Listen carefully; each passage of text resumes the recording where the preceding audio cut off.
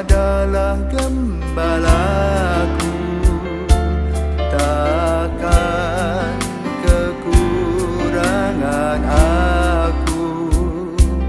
Ia membaringkan aku di padang berumput hijau. Saudara-saudaraku terkasih, selamat pagi. Selamat jumpa lagi dalam Sabda Siap Saji Selasa 29 November, hari biasa, Minggu Advent yang pertama. Marilah kita berdoa dalam nama Bapa, Putra, dan Roh Kudus. Datanglah Roh Kudus dalam hati kami. Bukalah pikiran, perasaan, perkataan, dan perbuatan kami, agar kami selalu mengikuti Engkau. Biarlah Roh Kudus yang menjiwai langkah-langkah kami, senantiasa menerangi kami, sehingga kami selalu ingin memberi yang terbaik dalam langkah-langkah hidup kami. Demi Kristus Putra-Mu dan pengantara kami, kini dan sepanjang masa. Amin. Tuhan bersamamu dan bersama Roh-Mu. Inilah Injil Yesus Kristus menurut Lukas. Dimuliakanlah Tuhan.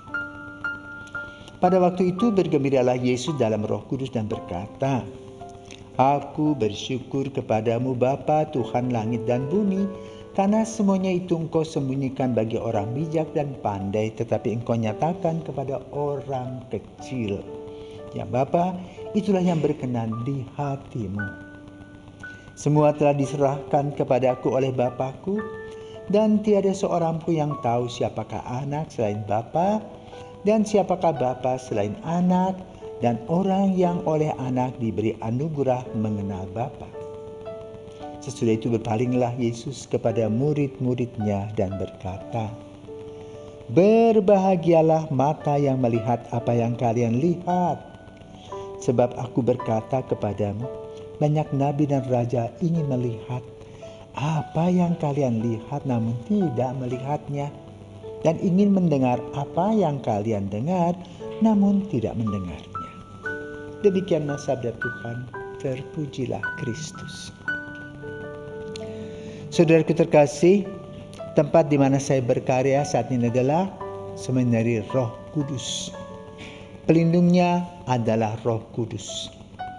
Maka setiap pagi sebelum merayakan Ekaristi, lagu Roh Kudus pasti dinyanyikan. Mengapa ya nama ini di bawah Roh Kudus? Mungkin perlu sebuah refleksi. Adalah seorang imam dari Amerika Serikat, dari kongregasi SPD, yang baru saja ditahbiskan 4 tahun dan dikirim menjadi misionaris ke Pulau Bali. Waktu itu umat baru berjumlah 200 orang. Namun dia mempunyai gagasan ingin mendirikan sekolah, khususnya seminari. Karena apa? Pada tanggal 1 Agustus 1949 sudah didirikan sekolah rakyat pertama Katolik di Desa Tugu. Untuk apa? Mencerdaskan anak-anak bangsa yang ada di sekitar desa ini. Lalu angkatan pertama itu menjadi kelas terakhir, kelas 6. Maka perlu dibuka SMP. Maka dibukalah SMP di Tanggep. Sambil membuka sekolah, Pak Sadik membuka seminari. Namun persiapannya cukup berat. Untuk sekolah rakyat SMP biasa tidak sulit, karena banyak orang ingin anak-anak sekolah.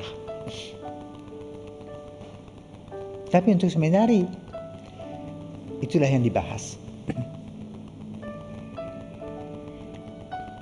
Rasanya kurang rasional, mengingat umat baru 200 orang membuka sebuah seminari. Gagasan yang ditampilkan oleh Pak Syarik itu tentu mendapat tentangan. Jadi saudara-saudaranya, para pastor. Namun ia katakan, to be or not to be, lebih baik ada daripada tidak ada sama sekali. Maka dia bergerilya, pergi mengunjungi umat, dan juga pergi ke sekolah anak-anak yang kelas terakhir. Dikumpulkanlah 12 anak. Rupa-rupanya dalam keadaan galau, karena kita kan manusia berdarah berdaging bertulang. Ada gesekan tentu mengganggu secara emosional. Maka dia menemukan pelindung, karena dia selalu berdoa Roh Kudus, kepada Roh Kudus, dan dia mendapat kekuatan. Maka dia nekat. Jadi terkumpullah 12 anak. Tentu dalam jatuh bangun, bagaimana memberi makan, karena waktu itu orang masih susah secara ekonomis. Ya makan apa adanya. Karena itu sebenarnya pertama dibangun itu sebuah ruangan kecil, muat untuk 12 orang, tidur di sana, makan di sana, doa di sana. Untuk anak-anak mandi di sungai. Itulah permulaan. Tetapi dalam terang Roh Kudus sebenarnya terus ternyata menyumbangkan sumber daya manusia. Baik bagi gereja secara internal, beberapa anak menjadi imam, menjadi misionaris di berbagai benua. Kemudian juga yang tidak menjadi imam, mereka juga bergabung dalam kehidupan bermasyarakat, menjadi tokoh-tokoh yang diandalkan. Nah, hari ini saudara terkasih, kita mendengar bagaimana Yesus bersuka cita. Bersyukur kepadamu Bapa Tuhan langit dan bumi, karena semuanya itu Engkau sembunyikan bagi orang bijak dan pandai, tetapi Engkau nyatakan kepada orang kecil. Nah, itulah kekecilan Patriarch, tetapi dibesarkan oleh Tuhan. Belajar, bersujud, dan rendah hati, agar Tuhanlah yang memberikan pertumbuhan dan memberikan berkat-berkat berkelimpahan ketika kita berjuang.